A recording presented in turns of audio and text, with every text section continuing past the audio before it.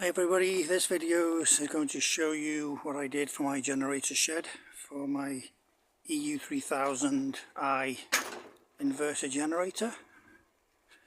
So here in Ontario I purchased a small shed which is $149 I think it was on sale, and let's see.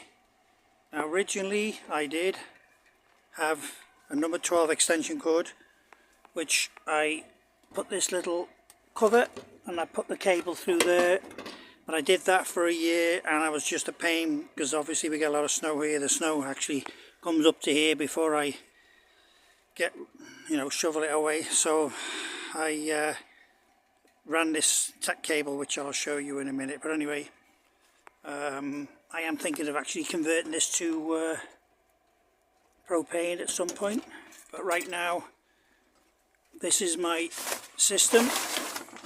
I have this cover on because this shed is pretty waterproof, but they do get the odd drip, so that's it. So I have this little slide out shelf, shelf I guess it is, platform.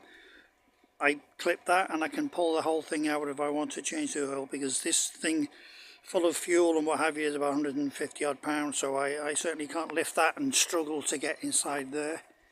Originally I did have this little hole here because I used to have a little 2000 watt Honda which ran, but when we added more fridges or freezers, which I'll explain in the next video, I had to upgrade to a little bit bigger, because the 2000 watt generator, the one I had, or which still have actually, I use when we go camping, it only pulls, I think it's 13.3 amps, whereas this one is 23.3 amps, so a little bit bigger.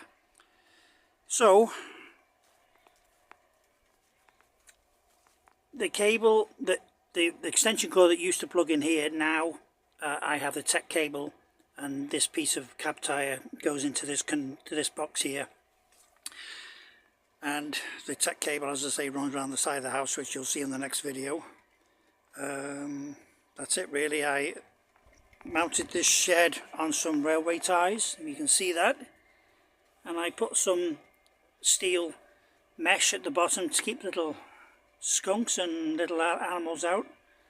I run this thing every week for about 15 minutes to get rid of the fuel in the carb. That's why it's a bit of a pain in the arse. I want to convert it to propane, but there's two companies in the States. One's Hutch Mountain and the other one I can't remember, but yeah, I'm looking between the two. It's about $500, so that's maybe a little project.